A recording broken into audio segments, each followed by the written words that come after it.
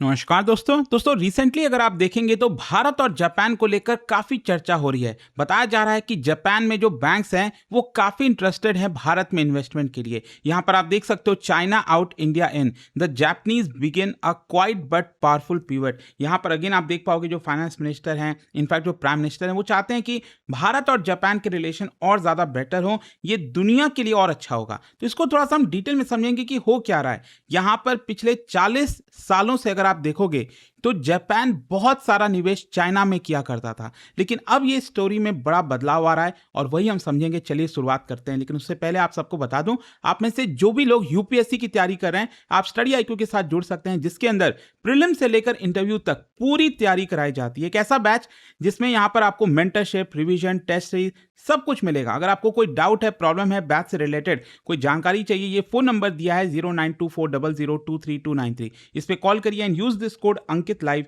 ताकि आप maximum discount ले सकें। चलिए शुरुआत करते हैं। सबसे पहले देखते हैं कि हुआ क्या है।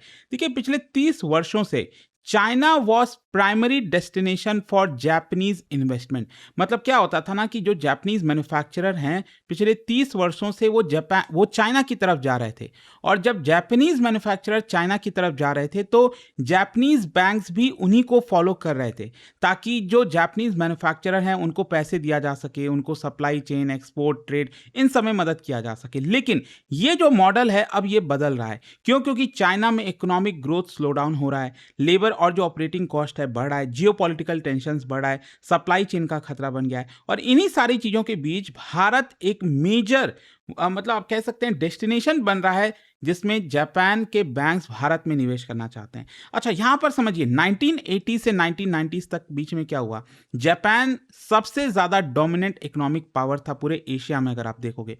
फिर 2000 के बाद से China factory of the world के तौर पर इमर्ज हुआ, मतलब काफी सारा उसने मैन्युफैक्चरिंग बेस सेटअप किया। फिर 2010 के बाद अगर आप देखिए तो इसी को देखते हुए जापानीज जो फर्म्स हैं वो एग्रेसिव तरीके से चाइना में एंटर कर रही थी, चाइना में जाना चाह रही थी, और इसी की वजह से जो जापानीज बैंक्स हैं वो भी वहां पर इन्वेस्ट करना चाह रहे थे। और 2020 के बाद अब देखिए क्या हो रहा है, धीरे धीरे चाइना का ग्रोथ स्लो डाउन आ रहा है, जियोपॉलिटिकल रिस्क है, बहुत सारी चीजें हैं, और इसी की वजह से यहां पर भारत एक मेजर अट्रैक्शन बन गया है जापानीज इन्वेस्टमेंट और फाइनेंसिंग के लिए। और इनफैक्ट मैं आपको बता दूं, अभी दुनिया के बहुत सारे जो इन्वेस्टर्स हैं वो भारत आएंगे, लेकिन सबसे पहले जो शुरुआत है वो कहीं ना कहीं जापान के द्वारा किया जा रहा है। जो जापानीज फाइनेंशियल इंस्टीट्यूशन है वो पहले रिस्पॉन्ड कर रहे हैं यहाँ पर, ताकि जो चाइना है वहां से शिफ्ट होकर भारत आया जा सके। अच्छा, यहाँ पर समझिए जापानीज बैंक्स इतना मायने क्यों रखते हैं। एक तो आप सब जानते हैं कि जो बैंक्स हैं वो फर्स्ट मूवर की तरह होते हैं इकोनॉमिक ट्रांजिशन में। मतलब जब भी बैंक अपना कैपिटल शिफ्ट करता है तो वो फ्यूचर मूवमेंट को सिग्नल करता है। कहने का मतलब है कि आगे फ्यूचर में फैक्ट्री, सप्लाई चेन, एक्सपोर्ट किस दिशा में जाएंगे, टेक्नोलॉजी ट्रांसफर किधर होगा। तो जब भी यहाँ पर बैंक्स अपना कैपिटल शिफ्ट करें तो आपको एक बड़ा इंडिकेशन मिल जाता है। और जापान के मेजर बैंकिंग ग्रुप्स आप देख सकते हो, मित्सुबिशी हो गया, सुमितोमो हो गया, मित्सु फाइनेंशियल ग्रुप, मुजियो फाइनेंशियल ग्रुप हो गया। तो ये जो इंस्टीट्यूशंस हैं थाउजेंड्स ऑफ जापानीज कंपनीज को फाइनेंस करते हैं। मतलब अगर जापानीज कंपनी भारत आ रही हैं, भारत में मैन्युफैक्चर कर रही हैं, तो उनको फाइनेंस कौन करेगा? यही ये जापानीज बैंक्स करेंगे, इनके ग्रुप्स करेंगे। तो if Japanese banks increasingly prefer India over China, मतलब इसका साफ है कि जो फ्यूचर की ग्रोथ अपॉर्चुनिटीज है वो भारत में ज्यादा है। अच्छा, यहां पर पहला सवाल एक अब ये आता है कि चाइना पिछले 20-30 वर्षों से जापान का फेवरेट डेस्टिनेशन क्यों था? इसके पीछे का कारण समझिए। सबसे पहला है चीप लेबर, ये सबसे इंपॉर्टेंट कारण था। जो चाइनीज वेजेस थे वो बहुत कम थे जापानीज वेजेस के मुकाबले, और इसी को देखते हुए hundreds of millions of workers available हो जाते थे चाइना में। तो यहां पर जापान को अपॉर्चुनिटी दिखी। जापान को लगता था कि जापान में मैन्युफैक्चर करेंगे तो इतना ज्यादा कॉस्ट आएगा, तो क्यों ना हम चाइना में जाकर मैन्युफैक्चर करें। तो इनफैक्ट चाइना अगर आप देखोगे तो उन्होंने बहुत अच्छा प्लेटफॉर्म भी बनाया है, और इससे भारत को सीखने की भी जरूरत है। चाइना ने कंप्लीट इंडस्ट्रियल क्लस्टर्स बनाए इलेक्ट्रॉनिक्स के लिए, ऑटोमोबाइल, मशीनरी, केमिकल, हर एक चीज के लिए, और एक्सपोर्ट इंफ्रास्ट्रक्चर बनाया। चाइनीज जो पोर्ट्स हैं वो दुनिया के मोस्ट एफिशिएंट पोर्ट में जाने गए। इसका नतीजा ये हुआ कि जो जापानीज फर्म है उन्होंने अपना प्रोडक्शन चाइना में स्टार्ट किया, और इसी को देखते हुए जापानीज बैंक्स ने भी इसको फॉलो किया, और ये म्यूचुअली बेनिफिशियल इकोसिस्टम बन गया कि जापानीज फर्म चाइना आ रहे हैं और उनको आवश्यकता है कैपिटल की, तो वो कैपिटल कौन दे रहा है? वो जापानीज इन्वेस्टमेंट जो कंपनीज हैं, जो बैंक्स हैं, वही दे रहे हैं। अच्छा, यहाँ पर अब क्वेश्चन है कि फिर अब इसमें प्रॉब्लम क्या है, ये मॉडल ब्रेकडाउन क्यों हो रहा है? सबसे पहला, चाइना का इकोनॉमिक ग्रोथ। चाइना, ध्यान रखिएगा, अभी भी एक जायंट इकोनॉमी बन चुका है, लेकिन जो ग्रोथ है वो अब पिछले 20-30 वर्षों के मुकाबले कम हो रही है। बहुत सारे चैलेंजेस हैं, क्योंकि रियल इस्टेट सेक्टर कमजोर हो रहा है, लोकल गवर्नमेंट के ऊपर कर्ज बढ़ गया है, पॉपुलेशन ग्रोथ डिक्लाइन हो रही है, कंज्यूमर स्पेंडिंग कम हो रहा है। तो जापानीज फर्म्स को लगता है कि फ्यूचर में चाइना के अंदर ग्रोथ कम है। दूसरा जो सबसे बड़ा कारण है वो है आपका राइजिंग लेबर कॉस्ट, क्योंकि ओरिजिनली अगर आप देखोगे तो जापान की कंपनीज क्यों शिफ्ट की थी चाइना में, बिकॉज चाइना में सस्ता लेबर था। लेकिन ये एडवांटेज अब कम हो गया है, मतलब जितने का लेबर जापान में है लगभग उतने ही का ही चाइना में है। तो इसी की वजह से जो कंपनीज हैं, जापानीज कंपनीज हैं, वो सवाल पूछ रहे हैं कि अगर इतना ही सस्ते लेबर जापान में मिल जा रहे हैं तो हम फिर चाइना में क्यों प्रोड्यूस करें? इससे अच्छा हम भारत ना चले जाएं, वियतनाम ना चले जाएं, थाईलैंड ना चले जाएं, वहां पर सस्ते लेबर हैं।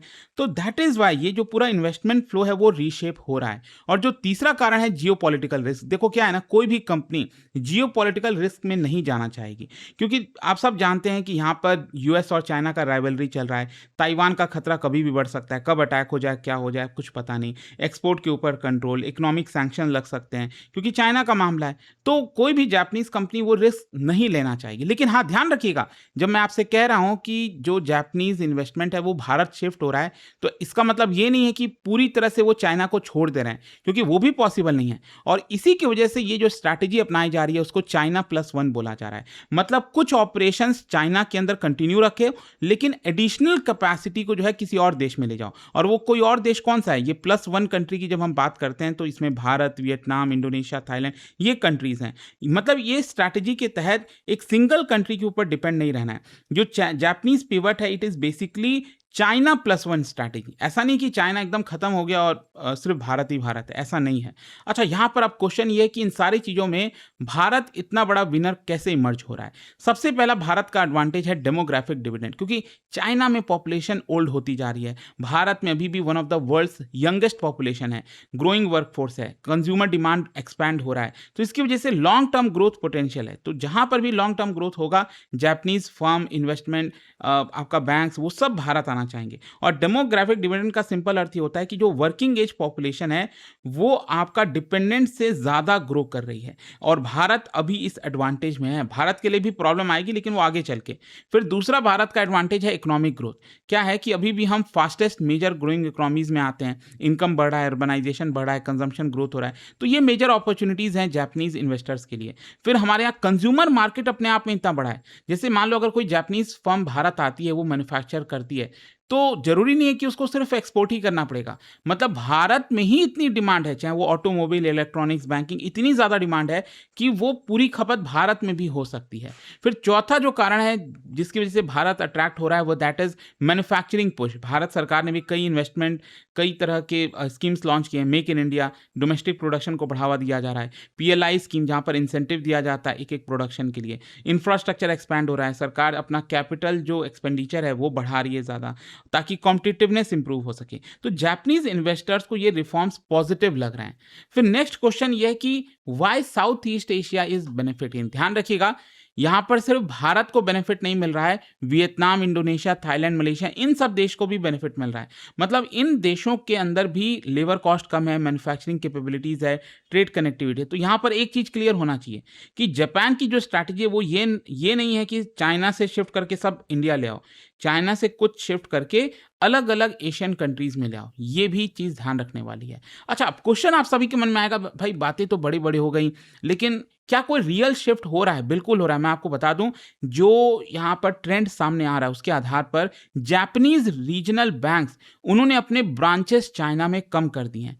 और इसके अलावा जो लेंडिंग एक्सपोजर है वो भी चाइना में काफी कम कर दिया गया है जापानीज रीजनल बैंक्स के द्वारा। और जो जापानीज फाइनेंशियल इंस्टीट्यूशंस हैं वो इंडिया फोकस्ड ऑपरेशंस पर ज्यादा फोकस कर रही हैं। जापान ने इनफैक्ट एक नया मैकेनिज्म तैयार किया है ताकि भारत में इन्वेस्टमेंट को फैसिलिटेट किया जाए। और ये दिखाता है गवर्नमेंट लेवल सपोर्ट कि जापान में जो गवर्नमेंट है वो खुद कह रही है कि अब आप भारत जाइए। यहां पर आप देख सकते हो जापान तकाची, मतलब जो प्राइम मिनिस्टर है जापान की, वो डीपर टाइज चाह रही हैं भारत के साथ ट्रेड में, सिक्योरिटी में। अच्छा, यहाँ पर भारत के लिए क्यों इतना ये मायने रखता है? सबसे पहला टेक्नोलॉजी ट्रांसफ़र, मतलब ये डेवलपमेंट जो हो रहा है ना, ये भारत के लिए लॉन्ग टर्म में बहुत बेनिफिशियल होगा कि जापानीज़ फर्म टेक्नोलॉजी लेकर आती हैं, ट्रांसफ़र करती हैं, advance manufacturing, robotics, industrial automation, ये सब कुछ, एम्प्लॉयमेंट जनरेट होगा हर एक सेक्टर के अंदर, एक्सपोर्ट ग्रोथ के काफ़ी ज़्यादा यहाँ पर आसार हैं। फिर इसके अलावा सप्लाई चेन इंटीग्रेशन, भारत एक ज़्यादा इंटीग्रेट हो पाएगा ग्लोबल वैल्यू चेन में, जिसकी वजह से हमारी महत्वता बढ़ पाएगी और तभी हम मैन्युफैक्चरिंग हब बन सकते हैं। अच्छा, ध्यान रखिएगा, ये सिर्फ बोलने के लिए तो काफ़ी कुछ है यहाँ पर, लेकिन अभी भी बहुत सारा चैलेंजेस हैं जो कि भारत को ओवरकम करना पड़ेगा। सबसे पहला चैलेंज है लॉजिस्टिक कॉस्ट। अभी भी आप दूसरे एशियन कंट्रीज़ के मुकाबले देखते हो तो भारत में जो लॉजिस्टिक कॉस्ट होता है शिप से, ट्रेन में जो पहुंचाने का सामान, वो अभी भी ज़्यादा है। लैंड एक्विजिशन की वजह से प्रोजेक्ट्स डिले हो सकते हैं। रेगुलेटरी कॉम्प्लेक्सिटी, मतलब जो बिजनेसेस हैं वो, उनको लगता है चीज़ें प्रिडिक्टेबल नहीं है, जो बाबूस बैठे हुए हैं, जो फाइल क्लियर करनी है वो नहीं हो पाती है। स्किल डेवलपमेंट हो गया, अब भारत में पॉपुलेशन तो है लेकिन क्या उनके पास स्किल है, ये बड़ा सवाल है। इंफ्रास्ट्रक्चर गैप भी है, तो भारत के ऊपर बहुत चैलेंजेस है। हाँ, जापान आना चाह रहा है भारत, लेकिन क्या वो एक्चुअल में, अगर उसको लगेगा कि नहीं यहाँ पर सुविधाएं नहीं मिल पा रही हैं, तो ऑब्वियसली बात है वो अपना पैसा उठाएगा और वापस चल देगा। तो ये चीज़ है। अच्छा, यहाँ पर लास्ट में सवाल ये भी है कि चाइना के लिए क्या मायने है। देखो, एक चीज़ ध्यान रखिएगा, इसका मतलब ये नहीं है कि चाइना एकदम कोलैप्स हो रहा है। चाइना अभी भी वर्ल्ड का लार्जेस्ट मैन्युफैक्चरिंग नेशन है, one of the largest consumer market है, मेजर ट्रेडिंग पावर है। लेकिन हाँ, चाइना का जो नियर मोनोपोली हुआ करता था ना, कि जापान या फिर किसी भी देश का जो भी इन्वेस्टमेंट है वो बस चाइना में जा रहा है, चाइना को फायदा हो रहा है, वो मोनोपोली अब यहाँ पर टूट रही है। अब यहाँ पर जो इन्वेस्टमेंट है, जो पैसा है, कैपिटल है, वो China, Bharat, Vietnam, Indonesia, Thailand सब में बटेगा, सब यहाँ पर खाएंगे। तो ये आई होप आप समझ पा रहे होंगे इस वीडियो के थ्रू कि यहाँ पर क्यों इतनी बड़ी बात कही जा रही है जापान भारत को लेकर। देखते हैं भारत इसका कितना फायदा उठाता है। जाने से पहले एक बहुत ही इंटरेस्टिंग क्वेश्चन, क्या बता सकते हो इनमें से कौन से मिलिट्री एक्सरसाइजेज ऐसे हैं जो भारत और जापान के बीच में कंडक्ट किए जाते हैं? और इसका जो राइट आंसर है आप सब जानते हैं, मेरे इंस्टाग्राम पर तो मिलेगा ही, वहां पर अगर आप नहीं हो कोई बात नहीं, टेलीग्राम से ले सकते हैं इसका सही उत्तर। और दोस्तों, जैसा मैंने आपको बताया, अगर आप यूपीएससी की तैयारी कर रहे हैं 2027 के लिए, या फिर अगर आप कॉलेज में 2028 या 29 का बैच लेना चाहते हैं, वो भी अवेलेबल है। हर एक बैच के अंदर आपको 18 बुक्स का पूरा सेट आपके घर पर कोरियर किया जाता है। अगर आप प्रीलिम्स क्रैक कर लेते हो तो पूरा फी भी रिफंड कर दिया जाता है। मेंटरशिप, टेस्ट सीरीज, रिवीजन सब कुछ है, कुछ भी आपको एक्स्ट्रा करना नहीं है, ये सब कुछ आपको अवेलेबल कराया जाएगा। आपको यूज करना है कोड अंकित लाइव ताकि आप मैक्सिमम डिस्काउंट लें। लिंक कमेंट सेक्शन में दिया हुआ है। अगर आपको अभी भी कोई डाउट है, प्रॉब्लम है बैच को लेकर, ये फोन नंबर है, इस पर कॉल कर लीजिएगा, मेरी टीम आपको गाइड कर देगी। स्टडी IQ IAS, आपका सिलेक्शन हमारा मिशन।